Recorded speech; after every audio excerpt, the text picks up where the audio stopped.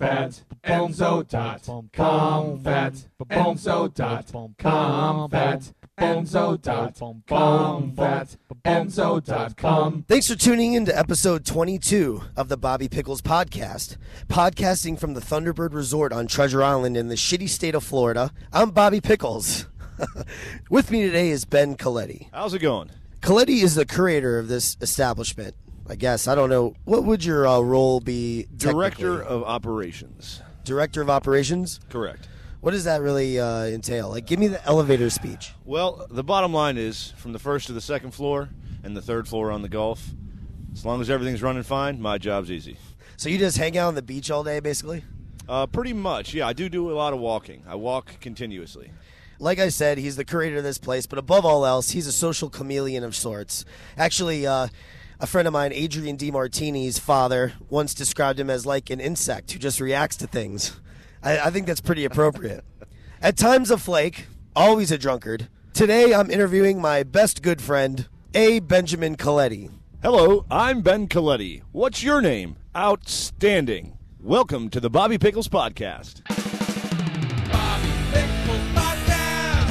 He always says, that's me. With that look on his face, he'll talk about anything. Tattoos, t-shirts, politics, history, and hot sauce on everything. Bobby Pickles. Pop culture, documentaries, conspiracy theories, sarcasm, and beer.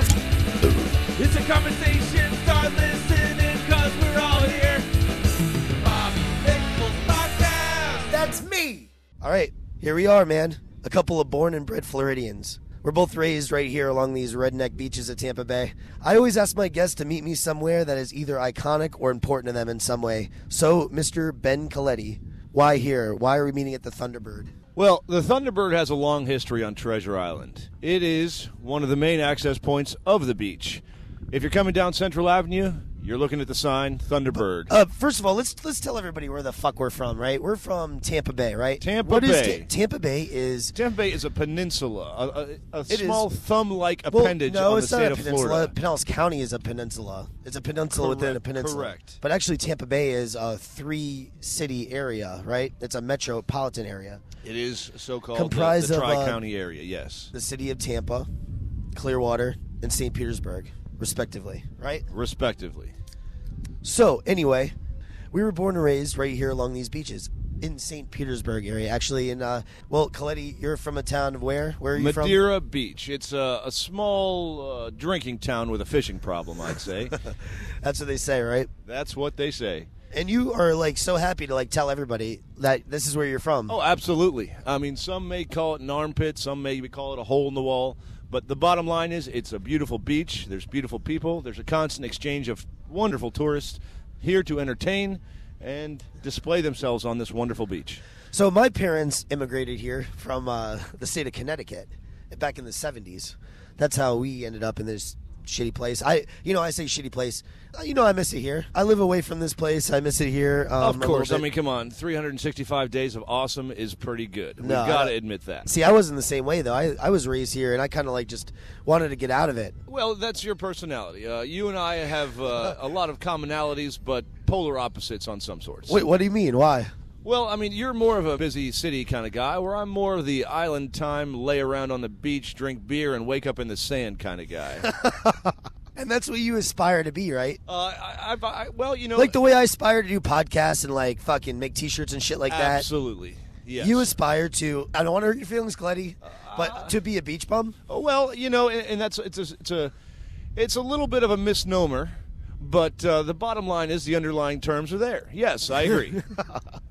So you were born here, born and raised here. Well, right? I'm born and raised here, and it's a funny story. We're here behind the Thunderbird. Yep. My family actually came in 1968 to the Thunderbird. They did? They did. They came here, and they stayed for about 2 months and drove in a 1960-something Cadillac and drove up and down the beach until they finally found a plot of land they decided to buy, built our homestead on, and to this day it stands.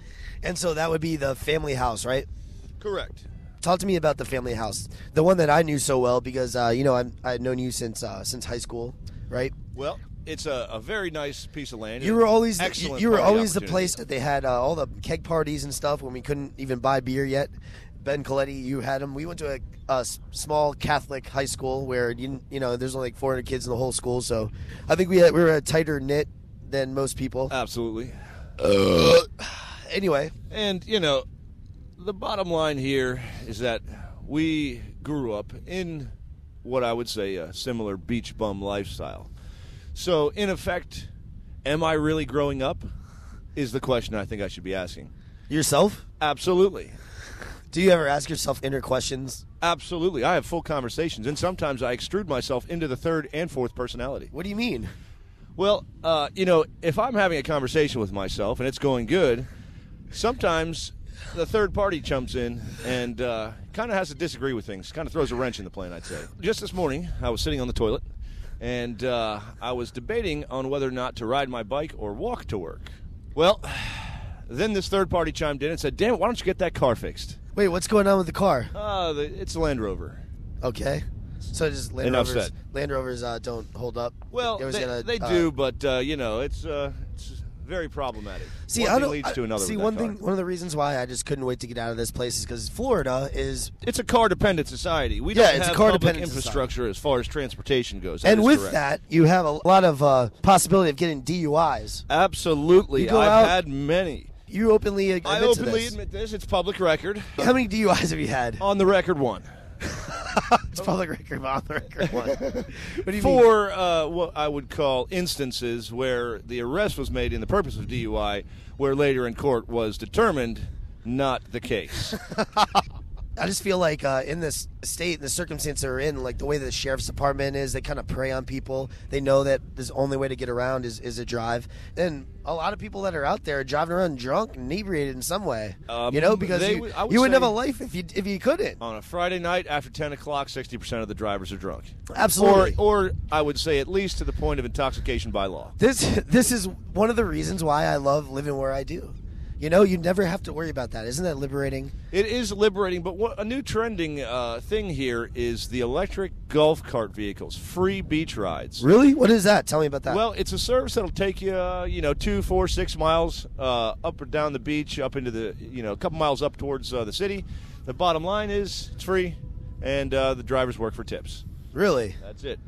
So, okay. I mean, they do need that, but that's the beach community. But then it's the beach community. You talk about all the rest of the areas and places. We have buses, and we do have a trolley system here, but they are nothing to speak of. The buses come every hour. Half an hour. Every 30 minutes. Do they? They do, every 30 minutes. It's actually not that bad then. It's not that bad, but the bottom line is that they really don't take you. You've got to jump so many. If you want to go up and down Gulf Boulevard, that's fine. If you want to go anywhere off Gulf Boulevard, you've got to take 3 buses to get there. You got to have a little bit of a background into what this area is. So this area, out of all those, like we said, Tampa, Clearwater, and St. Petersburg, where is this? This is the Gulf beaches, the Barrier Islands. It's a 17-mile stretch of beach from Clearwater to Paso Grill. Yeah, but would that be considered St. Petersburg or Clearwater or what? Each beach is its own independent district. Okay. So Clearwater Beach, Bel Air Beach, Indian Rocks. Now that's interesting. You talk about every single one is its own district. Right? They are their own municipalities. Some still maintain their own police departments. And then also, didn't they? Someone wanted to secede. I think it was Sand Key, right? Sand Key wanted to secede from the city of Clearwater. Absolutely, At one point, they wanted to do the Conch Republic kind of deal. Yes, which was denied by both citizen and council. All right, so basically, though, but if you come down here, I mean, you'd probably, if you weren't going by beach, you'd probably head towards the St. Petersburg area, right? And head on down Central Avenue. Central Avenue, and then Central Avenue spits you out right there. You head towards the beach, and you see it as you approach. You see this huge bird, basically kind of deal. It's the Thunderbird. Yes. But I remember just growing up and always seeing that huge ass bird right there on Central Avenue. It has been there, and in 1982 it was disputed. The city of Treasure Island petitioned to have them remove the sign because it hung over from the exterior of the building. The owner's family and friends went around and petitioned the local residents, got enough signatures, took it to the city council, got a variance, and won the vote.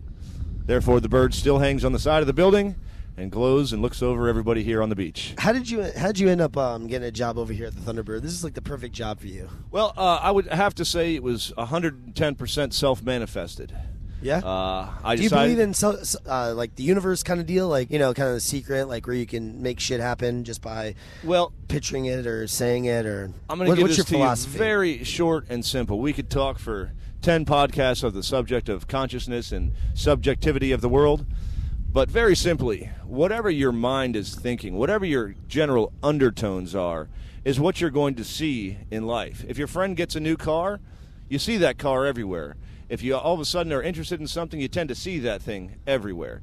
If you're focused on the negative, you will see the negative everywhere. What I decided is I was going to work here. I came in here. They said, no, we're not hiring. I came back 3 days later. They told me the same thing. On the 5th day when I came back, I demanded an opportunity. Then I was hired. I started the next day at 3 o'clock, and from there on out, I've moved my way up the ladder. I'm now the director of operations and one-day owner of the Thunderbird. And basically, what do you do as a director of operations? I saw you. Now, we hung out. We had basically a shadow day yesterday, and Yes. I helped you with one of your projects. You replaced all of the couches in one of the other adjoining places, as well as this place too, because there's a couple of different properties. It's not just the Thunderbird that you look over, right? That's true. What are some of the other properties? Well, next door was the Best Western. We've owned that for the past 9 years. We have just now absorbed that as part of the Thunderbird. We also have the Tahitian Beach Resort, which is about 4 blocks down the road, and then across the street from that, which is Tahitian Bayside. Those are pet-friendly units, by the way. Enzo can make it there. Yo, Coletti. Yeah. Honestly, though, like in all realness, in all like absolute truth, with all the constant stream of like Canadian puss roaming the halls over here, random tourists, and what appears to be an endless rotation of hot desk clerks and barmaids, how do you get anything done? Well, it's a difficult balance. You know, life is a balance between work, personal, pleasure. And, I say I walk a fairly professional line. But as soon as that clock's out, so is... So is what? When the clock's out, the cock's out. Do you find it really interesting to work at a beach resort? I do. It is a very unique opportunity. You know, one of the things, you're never going to make everybody happy all the time, but you can make some people happy all the time. What do you mean? Well, like when I saw you come in here, right? And then all of a sudden, all these people, like these nice old ladies or whatever, they're like, "Oh, Ben, hey, hello," and everybody like comes up to you and they hug you and stuff like that. You hug them. You're very personable, very social. That is the nature of the business. You know, one of the things that we pride ourselves here on the Thunderbird is our guest relations. We try to accommodate each guest as best as possible to meet their individual needs. We have a very vast variety of people that come here, from the special needs to the average person, and each one of those we get to really have an individual relationship with. And I think that's what sets us apart. Do you see a lot of Canadians? Where's the one place you see the most of, like out of all the tourists that frequent It this is place? generally seasonal. You can plan out spring break on the calendar by the cities and states. You know, it starts off from one coast, works its way to the other, and then the Canadians come in last. Really? That's pretty much the way it How? works. I like to say that you can pretty much set your watch by the Ohio girls. And, when they come down, that means spring break is in full effect. From there on out, it kind of cycles through variations of ages and places. But overall, I'd have to say that the Canadians, they don't make themselves as much known as they used to. They're not so proud as they used to be. Really? Why? I don't know. I think it has something to do with their driving. And they are known for that, right? They They're are known for being driving horrible slow in the drivers. fast lane. Yeah, slow in the fast lane. You always see the Ontario plates, right? And you're like, goddamn Yep. Canadian Canucks. What do we call Canucks. The snowbirds and the them? Canucks. Snowbirds and the Canucks. Yep. And that's how we be living down here on the beach, Yep. talking to people, right? Hanging That's out true. on the beach just like we are. We're actually not even inside of the Thunderbird. We're outside of the Thunderbird. We are over on by the beach area. newly built Treasure Island Beach walkway. Yeah, this which is nice. This is brand new, right? It is brand new. It's a meandering pathway that runs all the way from Sunset Beach to the Marriott over there on Treasure Island, which is about 2.4 miles. Really? It is lit, turtle friendly. And What do you mean it's lit, turtle friendly? Well, you see those lights up there? Those lights, which are big amber lights. All the lighting here on the Gulf Coast needs to be amber. Amber is one of the colors that turtles can't see. So for that purpose, it's one of the colors that they cannot see. Turtles have a tendency to go towards the moon as a hatchling. With a lot of lights coming here and light pollution from all these buildings, they have a tendency to walk towards the buildings. You'll find them in the pool, all over the place, and that's not good. So in 1996, they mandated turtle-friendly lighting. I had no idea about that. It is very interesting. There can be no direct exposed light bulbs that aren't amber. Really? Correct. You know, one thing that I just noticed, we're out of Bud Light. Now, Ben, one thing we got to talk to people about is our love and affinity for the beautiful, fine nectar, which Light. is called Bud Light. Well, you know, Bud Light is not so much a beer drinker's beer. It's not. It is a You know, human people- substitute for water and bread. People laugh at me all the time when I say that Bud Light is my favorite beer. It is. It really is. It is something you can absolutely enjoy it. It's a substitute for water. It's got some calories. What do they call it? Because you're part German, right? Well, what they refer to it as Wasserbier, which is the direct translation of water beer. Yes. So, But so many people are into craft beers. You know, like people like Martini and Beatty and all these dickheads, right? True, yes. And they say I'm like some kind of simpleton peasant person when I go to a bar or whatever, and they're all ordering these fucking craft beers and all this shit, and I'm ordering Bud Light. don't get me wrong. You know, I'm more of a steak and potatoes kind of guy. You know, I'm gonna go in there and fill up on what I want and consume what I choose at a moderate amount, which I do not do with Bud Light. Bud Light goes down the hatch, in and out, one way. It's a one-way ticket right out the bottom. Yeah. And therefore, we get a little exchange. It gets warmer, I get colder. It's corn-fed beer though. It is. It is. It's like the McDonald's of beer and shit. Why do you drink it? Why do you think it's so good? Well, Bud Light is based on a traditional Bavarian brew. The recipe is over 1,000 years old, and It's a pilsner. It's a pilsner, and it's a mass brewed pilsner. It's pumped from waft into truck and shipped to the bottler, and it's not a pretty process. But for the, I would say, palatability, or as Bud Light likes to refer to as drinkability, it is a nominal replacement for water. Would you call yourself an alcoholic, Coletti? Absolutely not. No? Absolutely not. What would you refer to yourself as? I mean, you like beer. I love Do you beer. drink beer every day? I do not. How many days of the week do you drink beer? 7 days. In one way, form, or another. You do. Absolutely. So doesn't it kind of come with the whole job? I mean, you work at a fucking beach resort. Well, you see, Let's get a little historical, not only just about the Thunderbird. So let's go into like a detailed thing about this, because this is, I'm not wearing any underwear. listen, this is something that's really interesting to me. I never knew your dad personally because he passed away early, right? He passed away when we were in high school together. Correct, We were yep. actually freshmen at that Catholic school that I was saying. We had prayer every day in the afternoon, and I remember specifically that they came on and they said, let's have a prayer or whatever, and it's for Mr. Coletti. Mr. Coletti has passed away. And I couldn't believe it. It was like, wow, somebody's dad just died, And because we're so young and nobody's parents were dying or anything like that. But just like the history of this great Thunderbird that we were talking about, I want to talk the history of like you and your family, because I find that it's a really interesting awesome family. Everybody's different or whatever, and just from observing it and how your parents got together and like, can we talk a little bit about like Jack Coletti, your father, and like your mother, and give me the background and all that stuff? Well, let's start in 1911. Back in 1911, San Donato, Italy, is where my father was born. At the age of about 3 to 4, he came over on a boat with his mother and his father to follow. Started life in Pennsylvania. Really? They came over with the mom first? Yeah, that's right. He sent his mom and child first. How long until the father came? It was actually a couple Your of grandfather, who was fucking old as shit, right? Oh my god. Yes. How fucking old is your grandfather? Antonio. Dude, my papa is a fucking great-great-grandfather. Dude. Do you know that?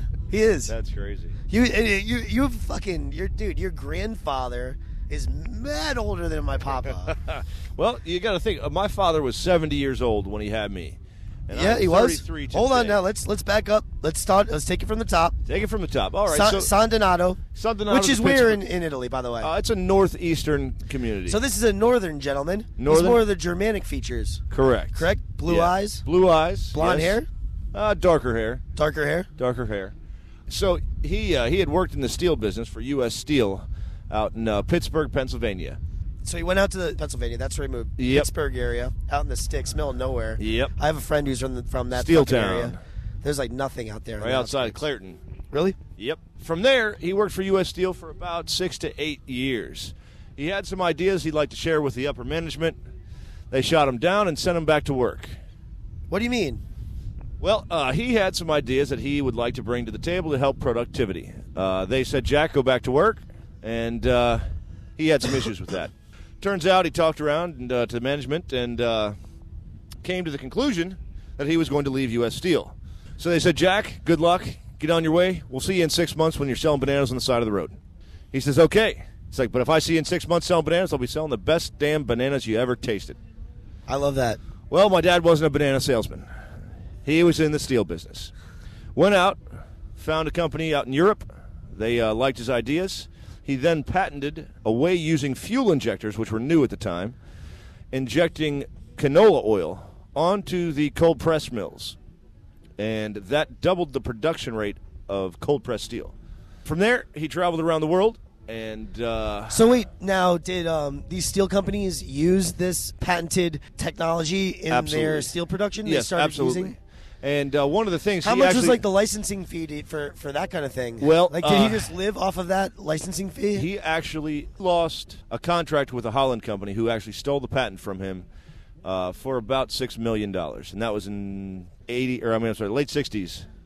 So you imagine how much that was compared in those times. So then he had that money, right? That's what he made. He did not have that money. What? No? No. He lost the patent to this company in Holland.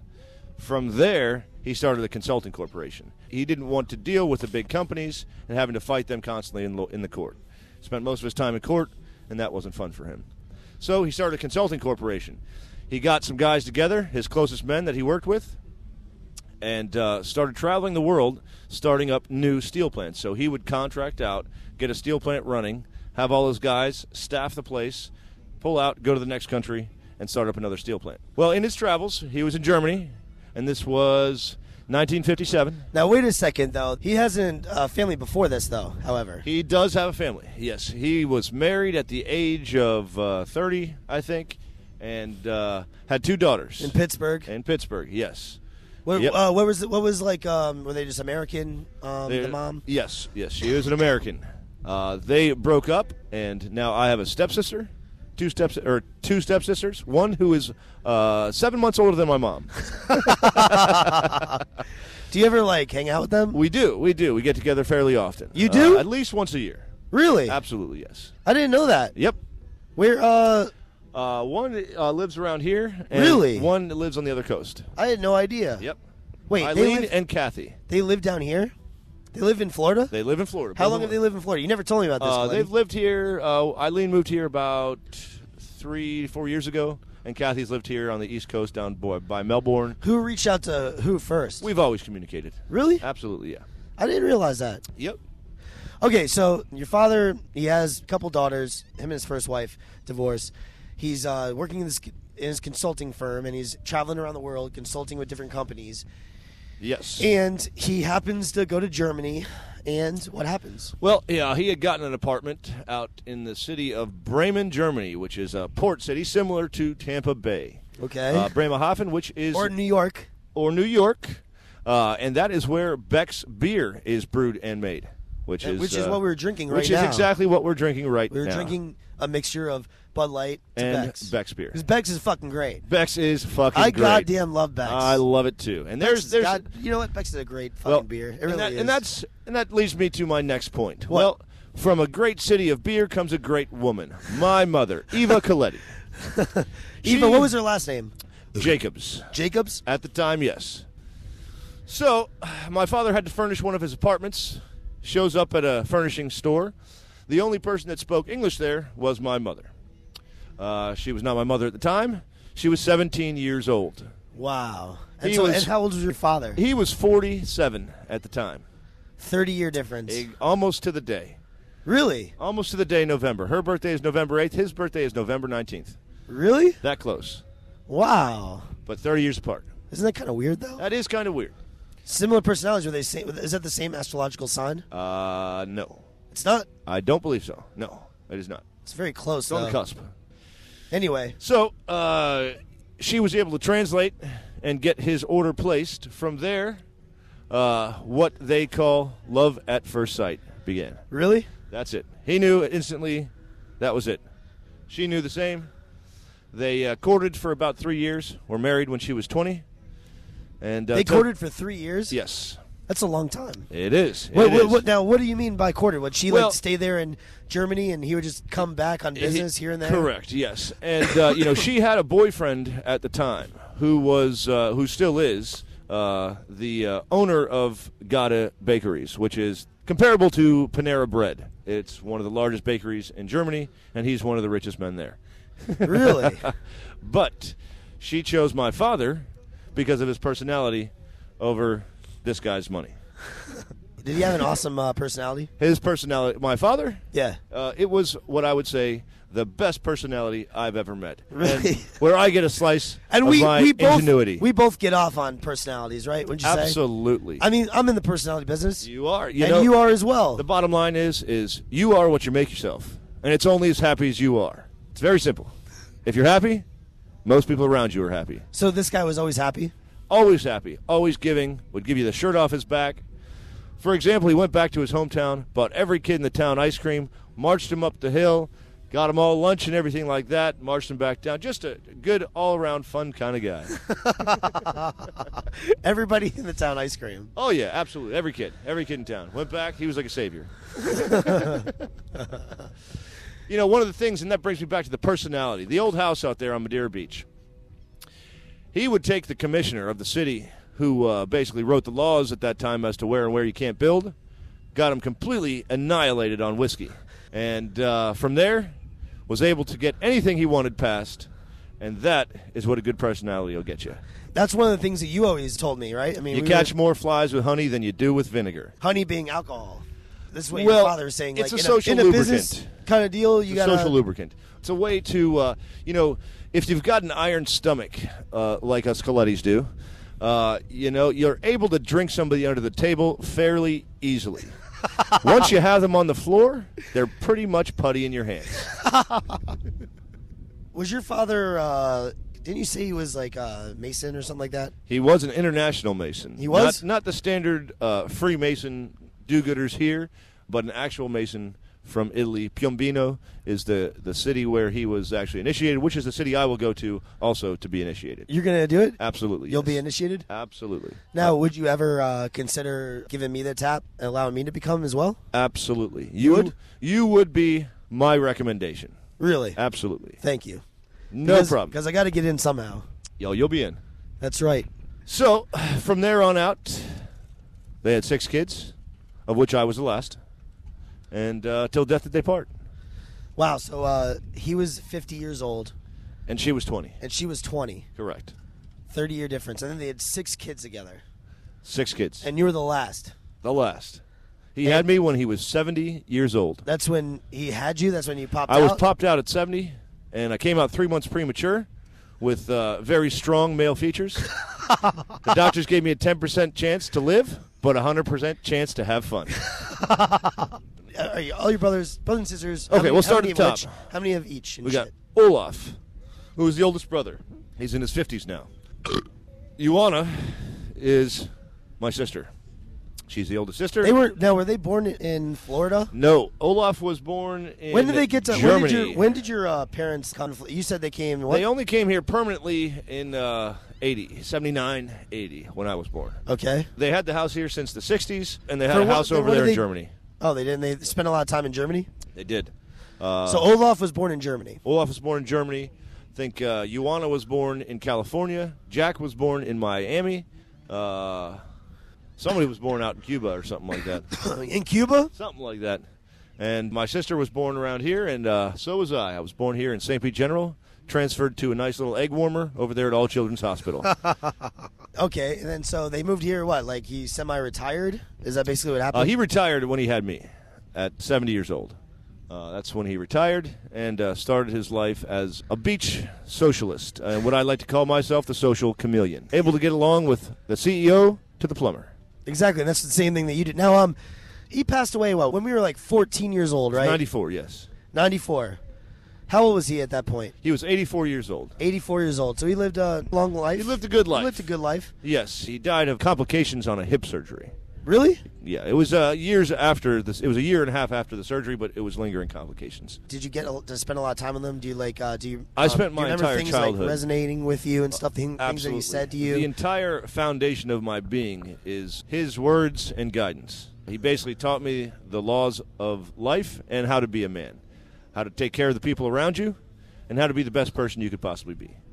Did he teach you mechanical things? Absolutely. I built just about everything with him as I was growing up. I had a hammer in one hand. My first word was Scotty's, which is the old mom-and-pop form of Home Depot. That was the first word you said? My first word Scotty's? was Scotty's.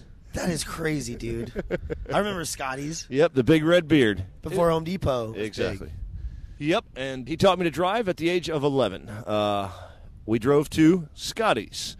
I sat on 2 phone books. He put the seat down all the way in the passenger side of that 1976 Cadillac. It was 19 and a half feet long. Felt like driving a tank or a school bus at the age of 11. It was supposed to be a trip up the road. He guided me out to Gulf Boulevard, and as we started sitting at the light, I look over and I see a police officer sitting in his car. I look over to my dad, and I said, "Oh, my gosh, I'm going to get arrested." And he said, "Ben, don't you worry. You're not doing anything wrong. It's me who will go to jail." Did he really say that? Those were his exact words, which were oddly somewhat comforting. Yeah. At that point, he told me to focus on the road, both hands on the wheel, and head towards Scotty's. Dude, I swear to God, I would be the same kind of dad. I would. I agree. He used to let me drive up and down the street where he'd sit in the passenger seat. And before we made this trip, he actually he walked outside of the car, and we were testing the brake skills and everything like that and reaction time. And after about the 5th run up the street, he said, "Okay, you ready to go to Scotty's?"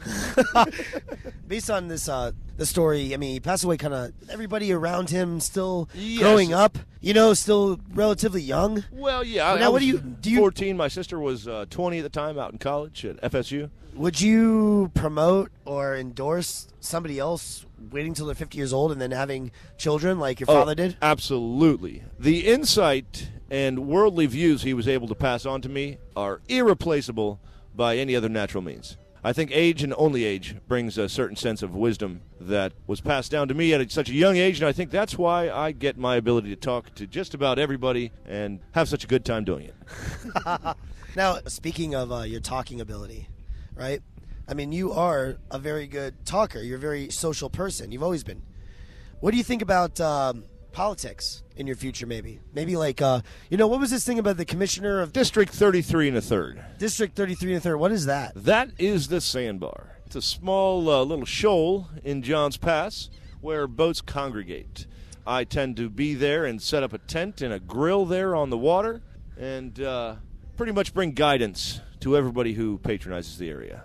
Where's the sandbar at? The sandbar, if you're in Johns Pass... What is Johns Pass? Johns Pass is a small little shopping village. It's a boardwalk.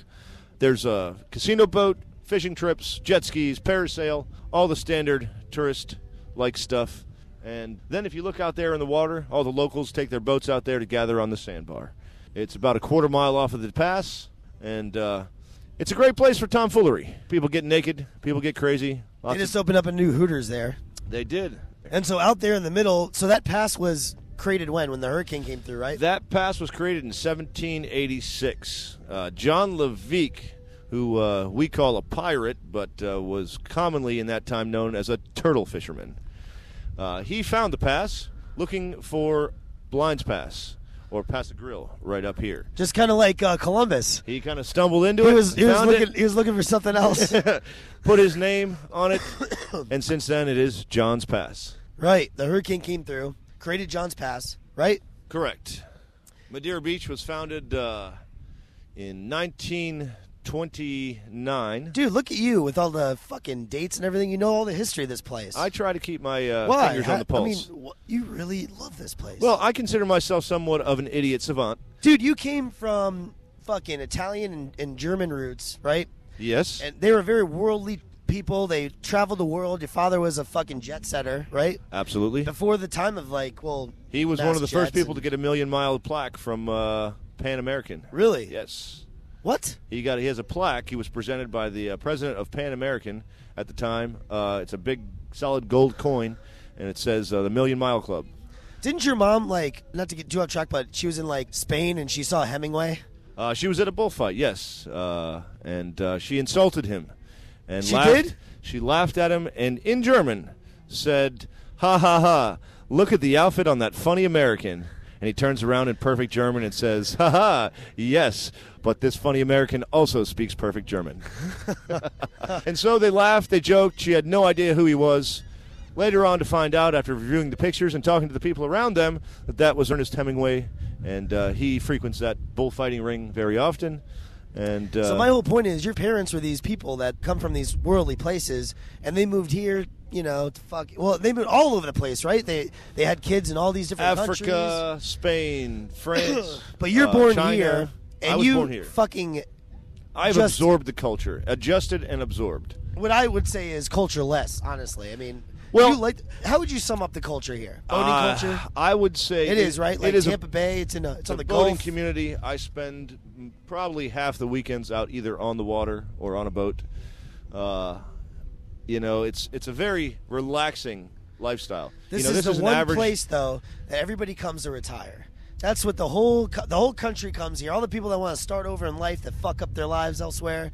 All the people are getting older, they want to retire, and they come here and they breed, and you have a fucking culture of idiots, mostly, in my opinion. Mostly, and which you know, is the polar opposite in New York, where everybody moves there to be successful, and you have all these intelligent, fucking crazy people. Just, I love it. Just the conversations if you look at the numbers, you know, the Tampa Bay area. What kind of conversations you have with these tourist people? These people are retarded, probably. You actually, well, see, here's the thing.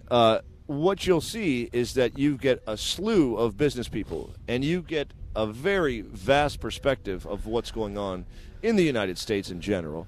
But you also get some very good and interesting input from specific business owners. The Tampa Bay area is host to one of the richest men in America. And not only that, but we have per capita the most capital per area. What? Absolutely. What do you mean? I don't understand. Well, there's more millionaires in the Tampa Bay area than there is anywhere else in the state. And are you fucking for real? There are very few places other than What about New York. West Palm Beach? West Palm Beach, there are, but that is mostly retired money. Dude, I got to tell you, man, up in New York, they put these huge posters inside of all the subway systems. And it's visit St. Pete, Clearwater, Tampa, or whatever. Visit St. Petersburg, Clearwater.com or whatever. Yep. That's on all of the subways now. And it has, like, people paddleboarding, like, all these images. That's what it's all about. Get a few more layers closer to naked. Exactly. And stuff like that. And it's so funny because I had not seen that prior, and it just started popping up within, like, the last year. There's a major advertising campaign to come and visit this area right here. I'd like to think that it also has something to do with the when that happens, what's going to happen, right? We're going to want them to come to the Thunderbird, correct? Absolutely. We get such an influx of people from all over the world, really. I've been held up here at the Thunderbird for the last, 2 days, right? And I love it. And, because it all encompasses. I don't even have a car. My mom You don't need a car. You know? You don't need a car. My mom dropped me off. I haven't left the I island don't need a car. in 3 weeks. This is one of the things I love about not having a car. That's why I love New York so much. But in this little area, this little nook right here, right where it comes down Central Avenue It's very convenient. and Gulf Boulevard, You've got everything you need right here. You can basically walk right across the street and then walk back and whatever. That's it. You've got everything from dry cleaners, shopping, restaurants, bars. And you can just stay right here on the office beach. supplies to dollar store. Stay right here on the beach. That's all you do. Get a tan, I live across the street. Drink some beers. It takes me 2 minutes to get to work, and I rarely leave the island. You do? I do. I do not. I tend to How stay. the fuck, though? I mean, it's just I haven't so left funny. the island in almost 3 weeks.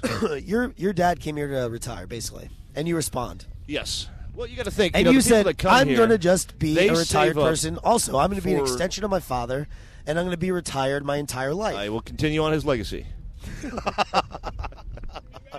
How's it going? That's right. We're doing a radio show. Now, see, one thing that we used to do when we were growing up here, I grew up here with you, Coletti, right? And we used to always come out and drink beer on the beach, and we would talk to people. We would always just talk to people. People are what the beach. The beach is only here for the people. The people are what make the beach. all these people that come from all over the country to come here to That's vacation. it. And they save up for And we a would week, talk to a them year, about their a month. life and whatever, right? What do you say to people when you introduce yourself to people? Hi, I'm Ben Coletti, Commissioner, District 33 and a third. How's it going?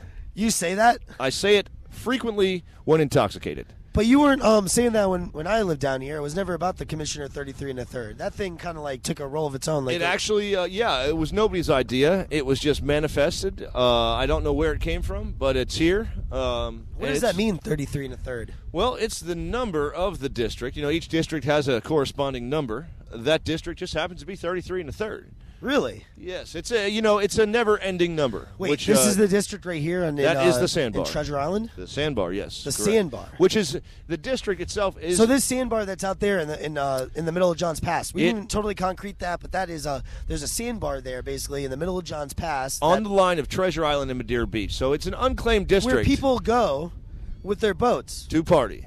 to party. Exactly. They go there, they anchor pull up up, to the beach. and they drink right there. They and consume vast amounts of alcohol. it's a little fucking island kind of deal. And Coletti, you've made yourself the commissioner of this place. I have, self-appointed, of course, but, council approved. The generalities of the people all have a great consensus, and they all seem to like me. But you're probably going to get into like real politics, I'd imagine. I mean, if Well- you're going to be here and you're going to carry on your father's legacy and all this stuff, right? And you're going to be your hometown. You're going to want to make it better. And Ipso facto by de tacto, in the nature of this business. Let me give you an example. This volleyball net you're looking at right behind me here. Yeah. We had put that back up after this new sidewalk was put in place. The city actually called the police on some of my workers and had them basically searched because of a volleyball net being put up on the beach. The city manager called the police on us. After reviewing the city plans, I had notated and faxed a copy back to the city showing on their plans exactly where that volleyball net was to be relocated. It was in exact accordance with the plan, but the city had overlooked that. So in doing so, just in running this business, I run into politics on a daily basis. And then you have like some kind of backward good old boy politics that's going on over here. Exactly. You know, a lot of these people here in the city are not so much for the businesses here, but for themselves. They basically said, and this is quote, we'll do anything for a buck. And that kind of goes, here with this parking out on the beach, which is one thing that's in huge opposition by the hotels and a lot of the local residents here. What's that about? What do you Well, mean parking on the beach? We encourage the events out here. We have numerous events throughout the year, 4 scheduled, 8 appointed. Those events are scheduled on the beach. One of the last ones was a fair. They had the Ferris wheel, all the rides, everything set up. It was a really good time. They also had parking on the beach. On this 4-day event, they were able to bring in a little over $2,000 in revenue from the beach parking. Each hotel here lost that or more.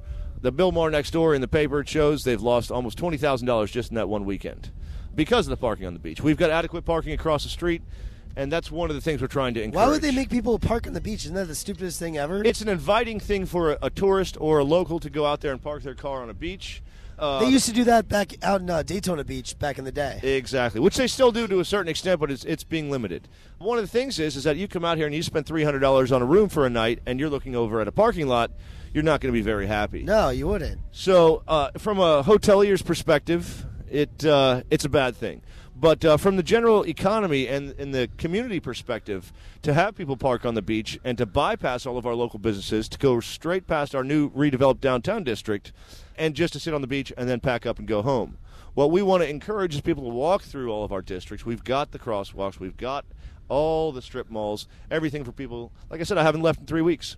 So, we just want to encourage that. We want to prevent and preserve any damages to our beach. So, that's pretty much it. You said an interesting word, hotelier. That's what you consider yourself? A hotelier? A hotelier. A hotelier. Hotelier.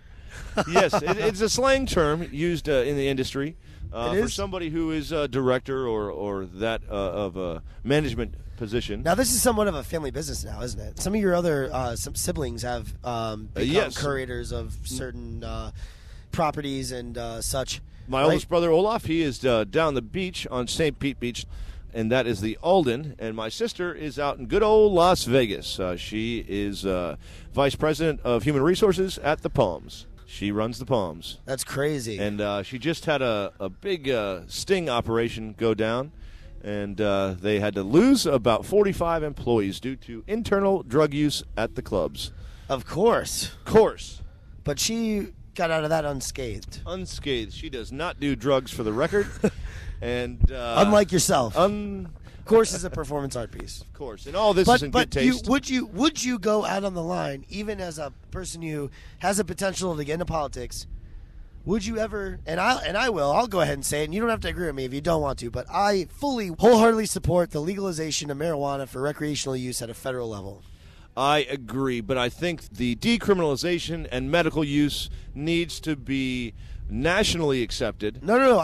Listen what I said. I said I don't believe it should be. Listen, it's obviously a medicine. One of the main reasons why it's not being legalized is because of its potential to take out a lot of pharmaceutical sales, I feel. Because there's a lot of things that would probably alleviate certain things with just marijuana, other than taking like Oxycontin or whatever it is. I don't even know, whatever it is. Not only that, it's not just about medical use, right? It's not. It's an absolute. I think it's a recreation. Recreationally, I think it is absolutely accepted. It doesn't kill people. It's There's not like these no designer drugs. It's from marijuana. I saw a new article about these designer drugs that they're coming out with. They're coming out with so much stuff now. I mean, mixture between MDMA and LSD and fucking this and that. As encouraging and wonderful as that sounds. All the chemistry and components all mixed around. These chemists devising new drugs that makes you trip really hard for about maybe like 2 hours, 3 hours, and that's it. I'm not down with the bathtub brew. And that's basically what it is, a bath salt kind of deal. That's it. And, you know, the bottom line is that if you can grow a plant, you can smoke it. On that note, we're going to get some more Bud Lights.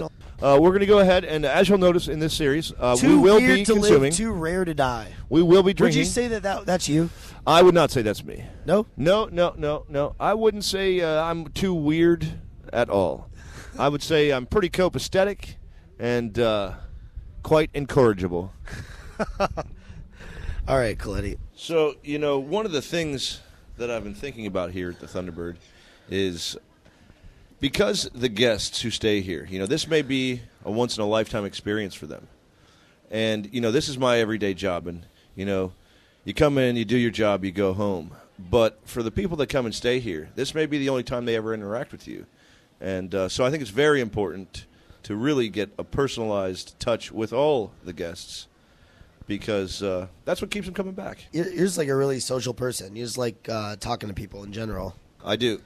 And it's like the perfect thing. Well, you know, like G.I. Joe like me said, knowledge is power. Hold on, what? The famous words of G.I. Joe, knowledge is power. Let's talk about the thing out there. The volleyball net. Yeah, we'll go over that again. Well, there's a lot of city opposition. The volleyball net over there, after the new sidewalk was installed, the volleyball net was taken down to accommodate the new sidewalk, and it's nice.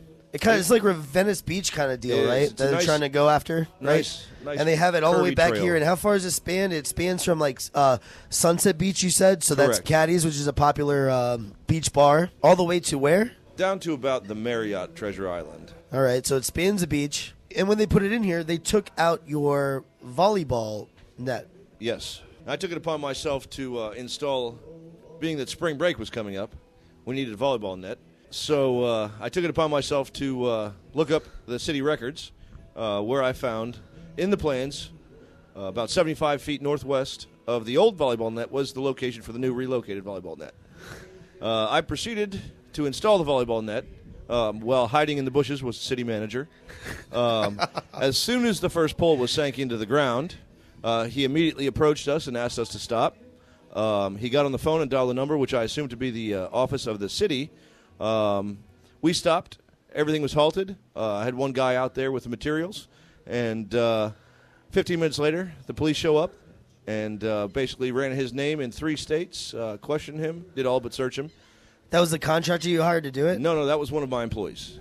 Oh, really? So you guys just did this to yourself? Oh, yes. You didn't even hire anybody else? Didn't hire anybody, just went out there, started digging holes in the beach, putting in poles, and he was saying something about a permanent structure. How did he catch wind that you were about to do this? Well, we have a funny relationship with the city. As you'll notice back there, that what we call nodes on the sidewalk, which are beach access points. In the original proposed sidewalk, there was only a node at the end of the property there and one right here. Well, our standard walkway that used to be there was right down the middle off of that thoroughfare. And we halted progress of the sidewalk to petition them to install an additional node to continue access to the beach here. Which they did, right? Which they did after us paying for the node. We paid for it. And we also had to pay lots of attorney fees because we had to fight this with our attorney. The DEP was in full agreement with us and actually had proposed another node. They had 19 in the proposal. They were only installing 18. So it went through pretty smoothly. Construction wasn't held up more than a couple weeks. Everything went through. We got the node. Since then, the city has been all over us because they're very unhappy that we won and got this node installed. Why? They were the only ones fighting us. Who gives a shit? Well, that's politics. And so we put the volleyball net in, and the cops came, did all their stuff. No. So when this guy approached you, did you go, okay, you just halted the whole thing right there? Halted the whole thing. He still called the cops after that.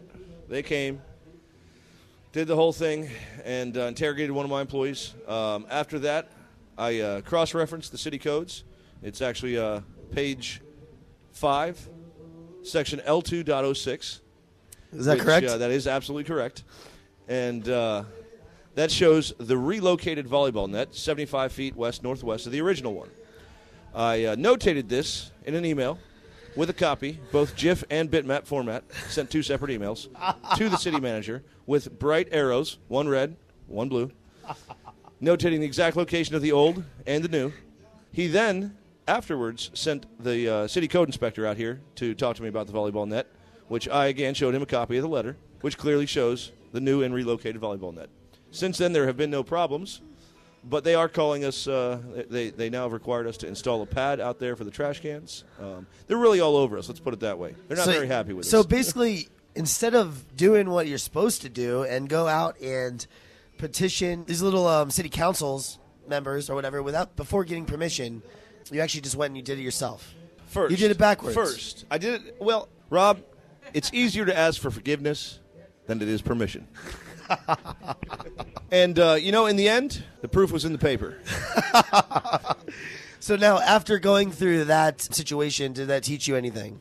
It taught me to have the paper in my pocket. So in the future, you're definitely going to go and you're going to go talk to these guys? I will not talk to them. I will, again, do like I do and just go ahead and go with my gut. What about fines and stuff like that? Well, did you guys get fined?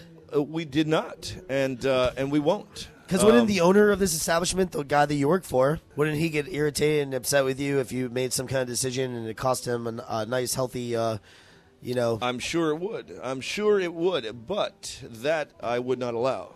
If I felt it was an issue that would in any way arise in fine or litigation, I would not proceed. For example, because the city's all over us with all this stuff, he wants to redeck his dock.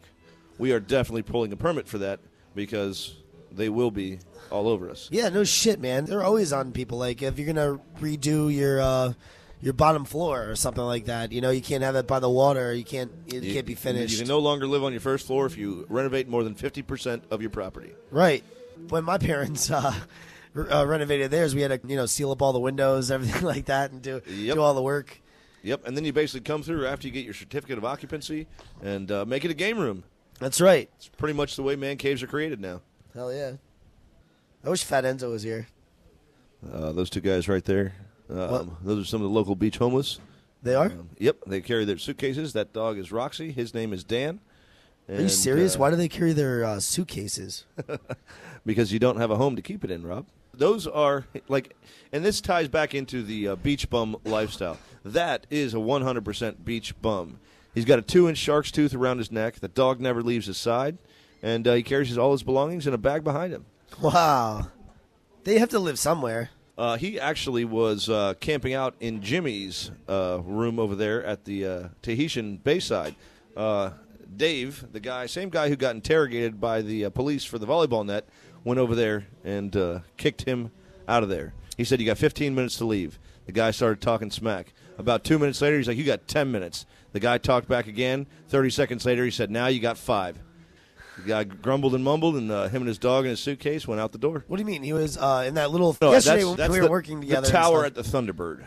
We went up it, didn't we? We did. And Jimmy used Didn't to you live bring on the me up to the fourth floor. top? You guys put in a new staircase and stuff, right? And a wonderful office that overlooks the entire property and beach with a smoking deck on and the that roof. used to be a bedroom of one of the owners of this establishment? One of the sons of the owners. He lived there for almost 20 years in a bunk bed made by the maintenance. Do you think the reason why that you're going up in the company and everything is because they have built rapport with you? They seem similarity in your life, the way you were raised and stuff, and like theirs as well? I think it's mostly attributed to the amount of projects and things that are getting done around the property. When I first came into this position, I would ask for something that, let's say, costs $1,000. Everybody in the office said it'll never happen. He'll never give you the money. I presented him with an educated proposal with options and descriptions. All he had to do was choose. He made the right decision. We proceeded. Since then, we spent over $150,000 just in the past 6 months on pool renovations, cameras, roofs, and additions to the rooms. When was this built? The Thunderbird was built in 1957. It was? Yep. It was renovated And it in looks like it. 1960 and I mean, it 1980. does. I mean, it has that same quintessential look, like the rest of St. Pete Beach and stuff, in Clearwater and everywhere. It's that same era. It is. And it was a building boom. or the 70s, or 50s, 60s, 70s, basically, Correct. right? Yes. But with that, it still has its charm. It does. Even And, though you it's know, an older structure, we it's all been consider renovated. ourselves- You said. It has. And, it's more of a boutique hotel than a quote-unquote resort. And, we try to maintain that by, again, keeping guest relations at what we like to call a family level. We just had a lady who stayed here every year for a month for the past 30 years. She passed away on the 4th. We have her obituary in there. We have, we maintain all the histories of the families. If there's an illness, if there's a sickness, if there's surgery, we send out cards. If somebody's staying here and they want to send out a package, we ship it out for free. Letters. Here's a perfect example. There was a baseball player here. He left his baseball glove in the room. We overnighted it yesterday morning. It will get to him today, just in time for the game. Man, that's no awesome. charge to the guest. So one thing about being a Floridian, even though you get a lot of people that are tourists from other states and stuff, a lot of these beach hotels and resorts are frequented by us Floridians, right? Correct. I mean, like when I was growing up, we would go to the Coral Reef. The Coral Reef was our spot. That's where we'd always go. Always go to the Coral Reef. They had the big, huge boulders right in the middle of the pool, right? And you could little bar, climb them and Coconuts, jump. I think, was jump a bar off. out back. Coconuts which was the comedy club. Yep. They had a comedy club out back. That place is like closed now, right? Coconuts Comedy Club is still open. The bar is now a different bar. What about the Coral Reef Resort? Coral Reef is now changed names, but Coconuts Comedy Club is still there. I believe, that's where... Do you find that a lot of these people that frequent here, that come here year after year, are they locals? Do you have like a large percentage of Floridians? The locals usually stay in the off-season when the rates are lower. But, we've got a guy, like I said, the one guy just left the other day. He spent $12,000 for a 2-month stay. And the guy's in a wheelchair, has one leg. He's about 65 years old. And, old Mr. Knight. Why do you do that?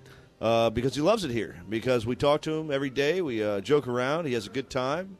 Enjoys the company and hospitality. You talk to him? I talk to him every day. I help him with his iPad. He plays gin rummy online. And he doesn't play for money. But he spent $12,000 here to stay for 2 months, So let me ask you, after talking about all this stuff on the beach, after reviewing the lifestyles, the people who cry when they leave, we work here every day. We live here. We work here. Not to say it becomes mundane, but... Does it become mundane? Because at the end, when I had to leave here, finally, after my whole life, I felt it was mundane. It can become mundane. You could easily slip into the boozer beach lifestyle. But, again, walking that fine line between business and pleasure, if you know how to capitalize on situations more social than structure. If you're out there meeting the right people here, it's a small community. You have an opportunity to network and talk to people. Thank you very much. It's another Bud Light beer. Another Bud Light. So, networking is a real big thing around here, and I think that's why I enjoy it so much because, you walk into the store, people hold the door for you. You could be 10 feet away, and somebody will hold the door, and they say hello, and you talk to them. I walk around the neighborhood. There's people I know fishing at the bridge. They may be partaking in some good times, and everybody's willing to share, and it's a great, do you like great fishing? atmosphere. I enjoy fishing very much. You do? I do. What do you go fishing for? Lots of fish. It depends on the season, depends on the time of day. Primarily, just if you want to go fun fishing and stuff like that. Of course, the best way to go fishing is on the boat. But I always like going out back, especially around sunset, off the dock, and just going out and catching. What were you going to just out there. ask me? You're just going to ask me something. Rob, I was going to ask you, and this is, again, we're still tying into this, about, same thing. I go downstairs. When the light comes on the dock, I catch a dozen shrimp with my net, and I throw them back out and catch bigger fish. And so it's a real calming lifestyle, very somewhat mundane. In contrast, New York is hustle bustle. When I go to New York, I feel like I'm recharged for 2 weeks. Like I've got enough energy to run a marathon. Doesn't matter. It's just a much faster paced lifestyle. Here we're on island time. It's nobody's in a hurry. Nobody really cares. It's like, okay, things change. I understand. And so, having left here, gone to New York, living that lifestyle, succeeding in that lifestyle, how do you feel as far as not just visiting, but your future plans? I'll never, ever live here ever again in my entire life. The best thing that I ever did in my life was move, to be honest with you, 100%. Moving was the best thing, and it totally solidified everything. My parents were from Connecticut. They're from Bridgeport, the armpit of Connecticut. And I grew up here. I was born and raised here, which I lied about my entire life. I did. I would always tell people I was born in Connecticut. I would always say that to all my friends from elementary school, high school. Yeah. I lied to Coletti, bold face, right to his face my entire life. But I came out after I was able to finally come out and start telling people, hey, I'm glad you came out of the closet. After I finally left, I was able to solidify it in my mind because I would always grow up and tell my parents, I'd say, why did you move here? Why? And they thought it was so annoying. They really did. They found it so annoying when I would always say, why did you move here? I love the way my cousins live, the way my grandparents are, my aunts and uncles. They're awesome. They just say whatever's on their mind. They're assholes. I'm kind of like that too. I know it about myself, and I feel like a fish out of water. And after leaving and moving into that whole mode and seeing the people, I was just like, wow, I just knew instinctively my entire life that this is way better than there. Well, speaking of fish out of water, salmon swim upriver to die and spawn. They fight their entire end of life just to get there and spawn the same place they were bred. So, the way I visualize it with you is that you were already in the spawning ground, and you're fighting a sea of fish to go back out to the sea. Either your timing's off or you're extremely smart. It's twisted. It's not true. I disagree with that. Well, like I said, that analogy is not. Everybody from New York is fighting to get down here, and you're fighting to get there. It's actually the opposite. No, what it is it's all the people from New York who are losers. Okay, not just the losers, also the people that are very old. So we're the Australia of the United States. You're saying you're the Australia of the United States. I don't even know how to sum it up. I don't even know how to where's all the shitty people go in the world. I don't even know. Albania. Oh. Albania? I don't know. But all I know is it's true. Everybody leaves wherever they're from, right? And they come here to retire because they're old, and that's how your parents got here. Your father was old, right? Not when he bought here. Well, my mom was in her 40s or 30s. Well, so he saw that 20s. The economy was different. This is the Sun Belt. The Sun Belt consisted basically of Florida, Arizona, California, and it was all the population was segmented in the Northeast. That was the main population, right? Yes. And what happened during the 60s and the 70s, people started leaving those areas and moving to these other places and stuff where there's less expensive property, and they can build whatever very cheaply, and that's what happened here. Everything was orange fields, right? I remember when one of the first houses that we were building, when I was 5, 6 years old or something, we were walking around in Orange Grove and looking at the property, right? And we cut down all the oranges and we built a nice house that we were in for a long time. But a fun historical fact: Tampa was actually the first cattle farming county in the United States. It was the first cattle farming community? Yep. You know, that's another thing, like with Florida. Florida's so weird. You got these different segmented cities, like... Hence the term cracker, when they crack the whip to corral the cattle. Right. But that's still going on in the state. They still have that. Absolutely. You go to Jacksonville, Orlando, you got Tampa, drive up you got 75. Miami, right? You see all kinds of cows and mushrooms. You have the main cities, and then outside of those areas, you have basically cows all over the place. And mushrooms. And mushrooms, yes. Absolutely, Coletti. Great for bringing that up. Yep. Psilocybin mushrooms. Yep. That's one thing that I used to do all the time when we were. Not all the Psilocybin time. cubensis. Actually, I probably when I was growing up, I probably tripped like 3 times. It really freaked me out. I couldn't handle it. Well, the weak of mind. I actually I consumed angel trumpets at one point, and I'll openly say this. Tell that story. I did it as a test of the mind. I ended up dropping off my car to my girlfriend at the time. God rest her soul. I walked home approximately 3.2 miles. It took me 7 hours, an entire adventure. I was sitting in people's lawns counting grass blades. I was waiting for the stop sign to turn green. I had conversations with complete strangers who weren't even there. I turned from one second to the next. It was angel trumpets. It's a plant that is very native to the St. Pete and Tampa Bay area. It looks like an upside-down bell. They come in colors from white to pink. Wait, what psychoactive substance does that shit have in it? I don't know? I don't know. What I can tell you is that you don't want to eat the seeds. The seeds are poisonous, will not only harm your liver, but very well cook your brain. So I made some tea. I put some white leaves in a quart of water, 7 petals into a quart of water. Boiled it. It turned bright green. I knew something had happened at that point. I hadn't had anything. And so from there, I put about a cup of sugar in there. I drank a shot, waited 15 minutes, didn't feel anything. I drank about half the cup. From there on out, it was a complete, utter adventure of the mind. Now, did this experience change you? It did. It not only changed me psychologically, but I think physically. If you look at the neuroplasticity of the mind, I believe that my brain structure has actually changed from then. Did it increase or decrease? I think it increased. But because the entire time I went in reminding myself that, okay, this is only a chemical. It will disperse through my body. It will go away. But I feel like I'm on the verge of insanity, and I believe I know now how some people can go crazy. You could hit a switch to where you'll never come back. I could totally see it. But I enjoyed testing my mind and my control capabilities of what I perceived as real. It's the most crystal clear hallucination you'll ever have. It looks like I'm just talking to you sitting here right next to me. I'll turn away, I'll look back, and you're gone. Would you like to go and do this? This is something that I want to get a bunch of my friends together and go to South America and do ayahuasca with a shaman. Would that be something that you would consider? I would not only consider it, I encourage it. I will fund the trip. We will find a shaman. We'll have to walk barefoot through the woods.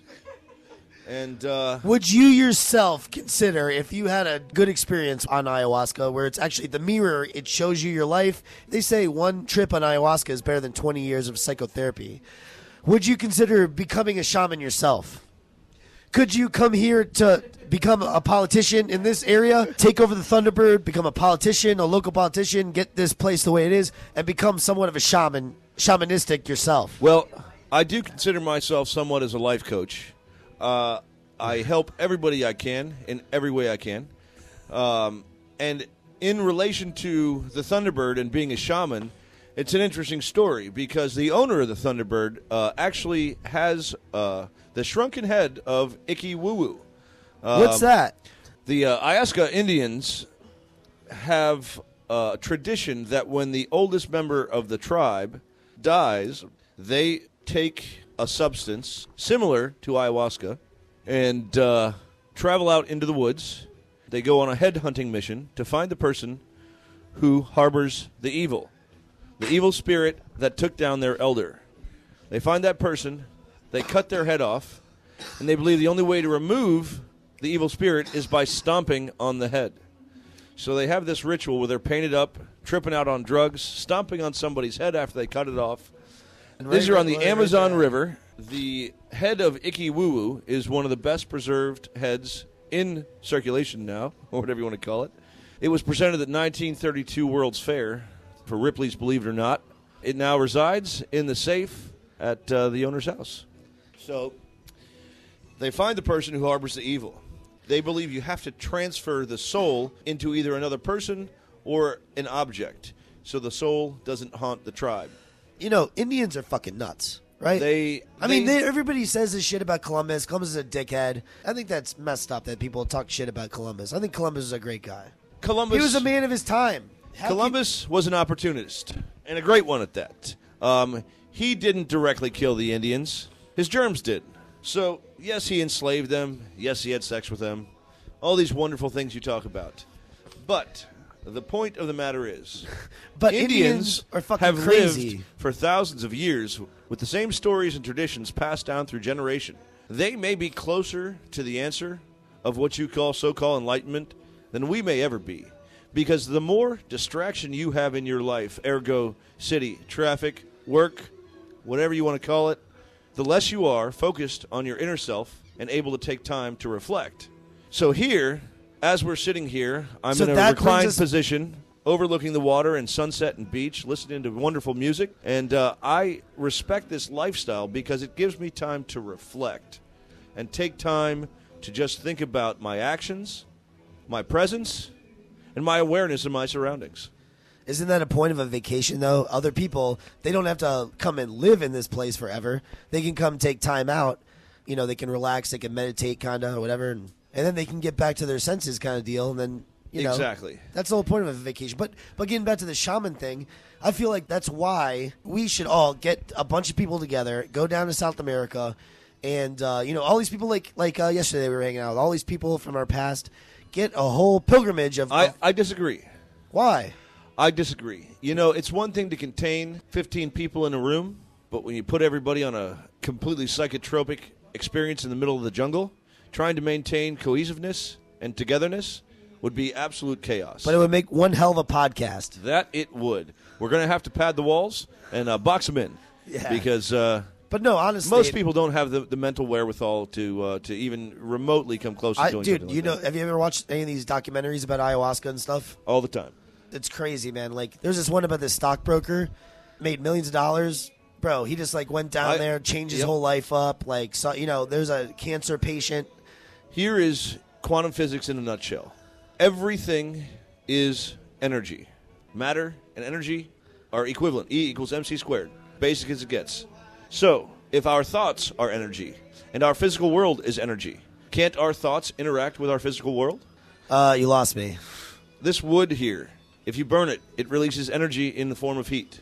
That energy goes out as heat and dissipates into the universe. So if we can agree that everything is energy... Nothing actually dies. Exactly. What happens to us when we die then? What do you think? I believe our energy is dissipated back into the universe, which I like to call the collective conscious, which is a generalization of all the knowledge past and present and future where we are spawned from. And when we were born... the food, the feelings, everything that we consume as a child growing up, that energy we take in is what we are maintained of and live. And, of course, everything can be changed. That's pretty deep. It's quantum physics in a nutshell. Albert Einstein's biggest goal was to find a unified theory that ties everything together. The ultimate ascension of anything is into the form of pure energy. We came from energy. We'll go back to energy. It's just a cycle of life.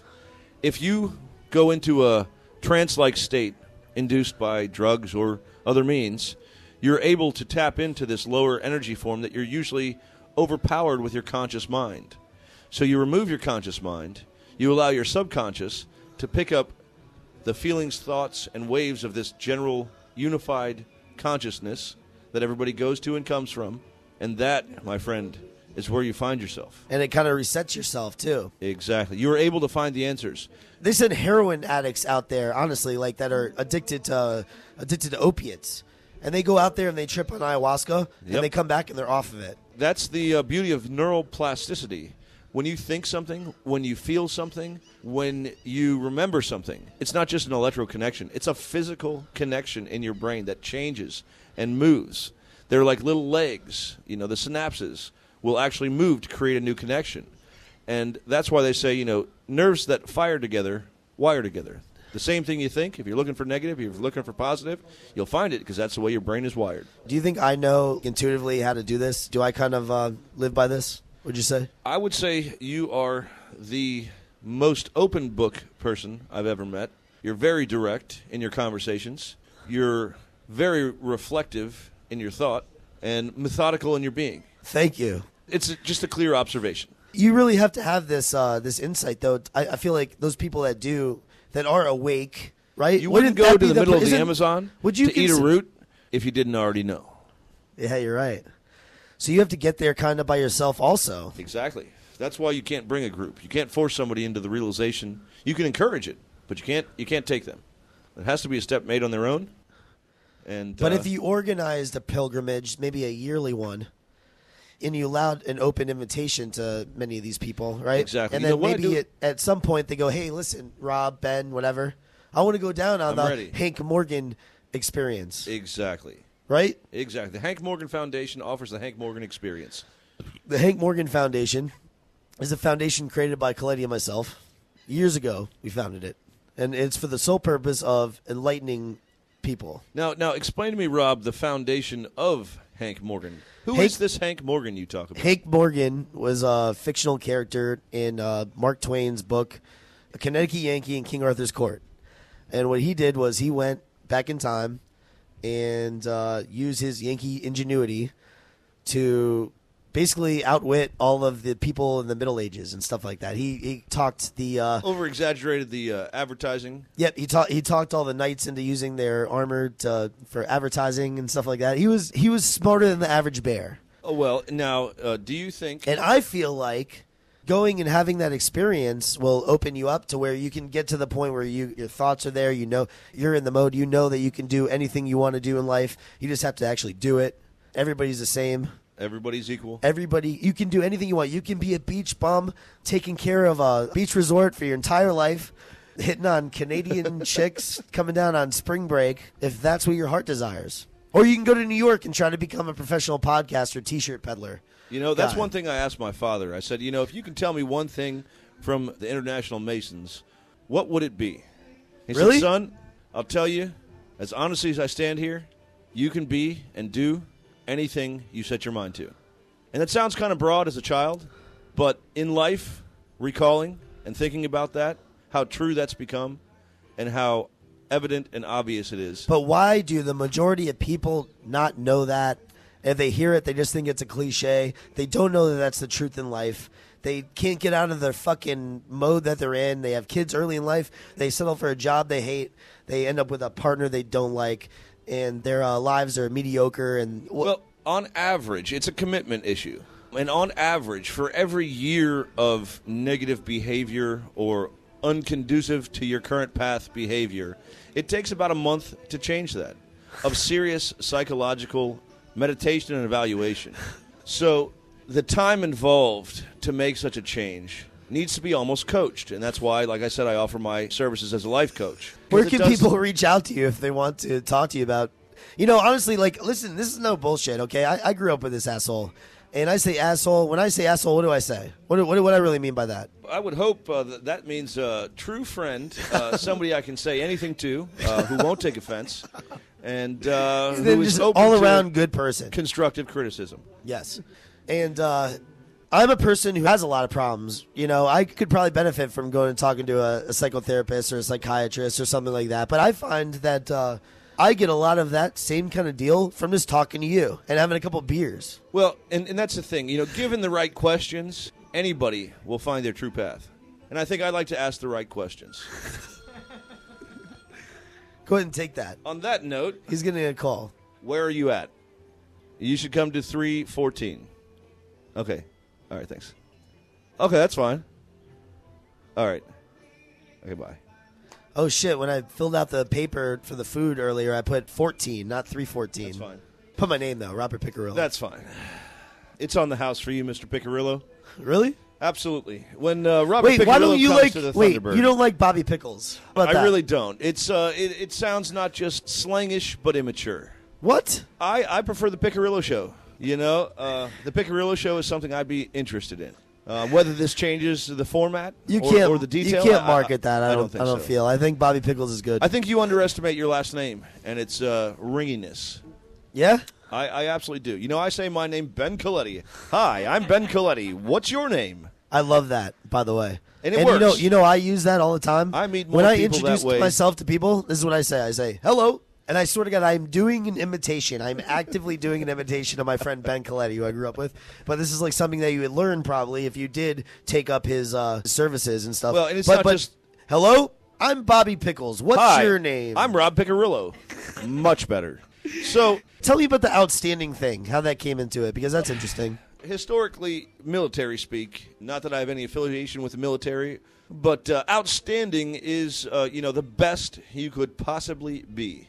Outstanding is the best. So, what in relation to some of the synonyms of it? In relation to fantastic, I feel none of that really I'm pales great. in comparison. Because when I'm you say awesome. What about I'm blessed? Well, none of that. Like Wouldn't you say blessed would be better than outstanding? I would take the religious undertone and look at you slightly differently. You're somewhat secular. You do not believe in. Again, this goes into my. I'm Catholic. We went to Catholic school together. I actually happen to be Catholic, but you were not brought up Catholic, were you? I was actually brought up slightly Protestant. I went How did to that a happen? Wasn't your Lutheran father Baptist. Wasn't your father Catholic because he's Italian? He was Catholic, non-practicing. In the Masonic League, you need to believe in a higher God. Oh my God, that's right. The Masonic order. That's not for Catholicism. It's not right? for any religion. It accepts every religion. But if I'm a long as you Catholic, can believe I in a get higher into God. it? Absolutely, You'd any still- religion. you'd still you be can able believe in any religion and join the Masonic Now, League. would you be able to get into it based on because your father was in it? Correct. I'm considered a Larry. A what? A Larry. It's a slang term for somebody who is born into the Masonic League. Really? Yes. And then you can get me in by tapping me. I can offer a recommendation, which will be reviewed by 4 out of 5 members based on approval. Well, I want to start that very soon, man. It's now, in the works. Is this something that I can do in New York? This Could is you absolutely reach out to something- somebody in New York and Absolutely. Once the recommendation is made at the local chapter, they'll refer to your local chapter and send over your reviews. That sounds awesome. Now, one of the things you have to understand about the local here, our traditional, what we call Freemasons, those are not the international Masons. Those are not the original Masons. They're more of like the Rotary Club, the do-gooders of society who get together and do good things for the community, but they're not really pulling the strings, on the top levels. The International Masons, that's what your father was in, though? That's correct. And that's what you are a leader? That's where I would have to go. So how would you go if you're not going to go to the local once initiated in the local here. chapter here, which is chapter 173, then from there I would travel to Piombino, Italy, and become initiated there under the guidance and supervision. Is there any way that we can coordinate this where we both do it, or you have to be in it first before you can tap in? I believe I would have to be in it for 5 years. Fuck. Dude, you better do it as soon as possible. This is bullshit. I want to get in there also, man. Because I don't think I have a lead on any other people. Well, or I'm going to have to start asking. Maybe I'll always meet go there and somebody. volunteer to clean the windows. I could, right? Just like anything else. Just like anything else in life. I set my sights on becoming a Mason, and I will achieve that. Rob, that is, again, anything you want, you can have. With enough persistence and persuasion and the right questions. Would you say I'm a persistent person? I would say you're the most persistent person I know. Hello? 314? Okay. All right, yeah. Okay. Hello. How are you? Just hanging out? Adrianna's coming by here to observe the podcast. Yeah. Say hello. Hello. Is this really going on right now? Yeah. Why don't you ask her a couple questions about the lifestyle around here versus there? Okay. Well, Adrianna? Adrianna. You're from where? I'm from Las Vegas originally, about 15 years out. What do you mean 15 years out? I mean, I'm 15 years in. Let's put it that way. I was born and raised there, and I was raised by my grandmother. My mother was gone out of my life. My father was gone out of my life. Really? Yep. How are they gone out of your life? My father owned strip clubs for most of his life, and my mother was just a drug addict. Really? Mm-hmm. And so, do you have any siblings? I do. You do? How many? I have 2. They're 10 years apart.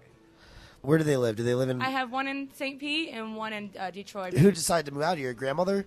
Did she move? She relocated from... No, she was You already came by there. yourself? Yes. When you're how old? Me, I'm 21. You're 21? I'm a baby. Right now, you're 21? Yes, I am. So you came out here what age? I came out here when I was 17. My grandmother passed away in Vegas. Really? God. You've grown up fast, huh? Real fast. Too fast. So, do you like Florida? I do. You do? I do. What's like, I feel like there's a lot of similarities between Vegas and Florida. As far as like the people that move there maybe, or do you agree with that or no? Not the people, no. No? I believe the lifestyle, yeah. It's the same kind of thing where there's a lot of tourists all the time. Yes. Right? Did you grow up around Henderson? What is it? Charleston Heights, which is about 15 minutes away from the Strip. The ones, there's Henderson. What else is there? Henderson, Green Valley, Yeah. Red Rock? Red Rock, Northstern, it's like all different All the areas. little ones. Where are you from? I'm from Charleston Heights. Charleston which is Heights. closer to Mount Charleston. How was it growing up there and stuff? Like, Wild. What kind of people were your classmates? Were they born and bred in Las Vegas, or Most they of come them. from elsewhere? Most of them were born and raised in Vegas. Like, But did their parents come from elsewhere? yes. That's basically what Florida is. Yeah. Florida is we're from here, right? But our parents came from somewhere else. Well, basically, really, in reality, even we're not from here. You know, a lot of people are not from Florida. It's like one big, huge melting pot like New York, Yeah. or Vegas, or you know, anywhere else, really. I know. Isn't that crazy? Yeah, it is. So nobody knows, like, nobody's from here. That's I know. what I say. It's very rare you find a Floridian like this guy. Yeah. Yeah. Or like me. And so do you like it here in Florida? I do like it. So, I mean, I like the pace. You know what I mean? But I've worked at different clubs. You know what I mean? You So can see yourself living in like a city like New York or LA or I something like that? can, because I'm so used to the Vegas Would you like to life. do that? Yeah, Yeah? I would love to. You're like a traveler anyway. Like this I is am. this is your first stop, right? Yeah. You're Well, gonna- basically, I mean, I lived in Boston for about almost 2 years, too. You did? Yeah. We're in Boston. Close to, like, about 30 minutes out from Boston, like Fall River, Massachusetts. I went to high school out there for about a year and a half. God, you're all over the place. How'd you end up over there then, with no supervision whatsoever? I got reconnected with my mother, and Oh, you did? She was married, and her husband was in prison. Go figure that. And he was born and raised in Lynn, in Boston. So I moved out there, and I've heard of Lynn actually. Lynn, City of Sin. Yeah, I've heard of Lynn. Because I don't know if you know where Woburn is. Woburn? Warburton? Woburn? No. Woburn? No? It's about like 20 minutes outside of Boston too. Okay. But, yeah. So, yeah, that's my life story, kind of. Well, no, that's not the full life story. No, but... So where are you at right now? So now you work here at the Thunderbird, right? I work here at the Thunderbird. How long have you been working here for? For about 6 months. What do you do? I serve. I'm You a serve? Waitress. You're a bartender too, right? I used to be. What do you mean you used to be? I don't do it anymore here. You don't? No, I do it at the Pearl, which is the fine dining restaurant. So right you down work the road. 2 jobs? Yes. And then you go to school? No.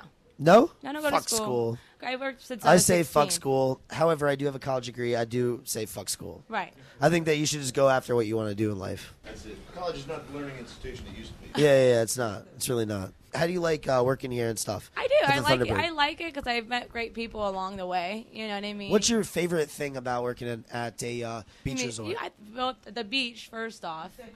You meet different people every day. You know, if you meet the Canadians, which are horrible, and if you meet, Is that basically like the most percentage of people though is Canadians? it seems like it lately. It is, or right? really, really old people, like really old. Like, you know what I mean? Yeah. It's weird. It's just, but I like it. See, that's why I like New York. I like New York because I talk to all kinds of random people, Mm-hmm. but they're not old Canadian people.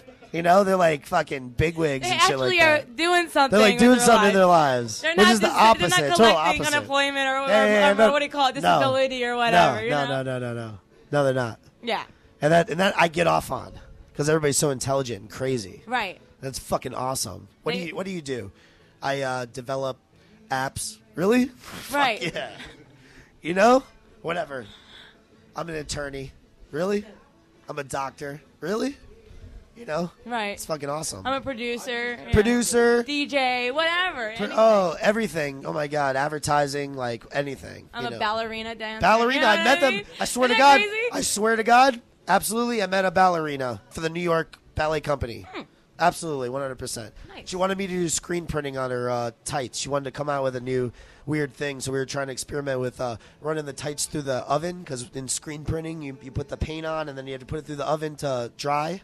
And the tights would melt in there. And so, anyway, All right. I think that's a good interview. This is all right. What, you want to say something to try to... Thank you for listening to the Bobby Pickles Podcast. For the Bobby Pickles Podcast from Treasure Island, I'm Bobby Pickles. And I'm Ben Coletti. Outstanding. FatEnzo.com. FatEnzo.com. FatEnzo.com. FatEnzo.com. FatEnzo.com.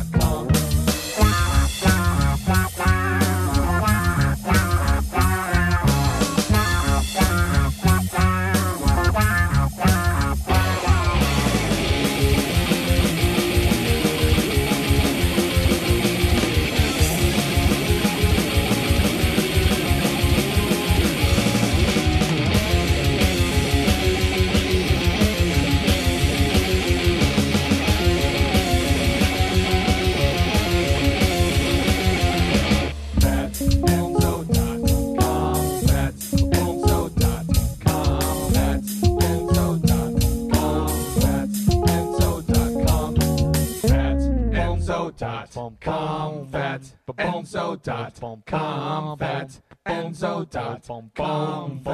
FatEnzo.com.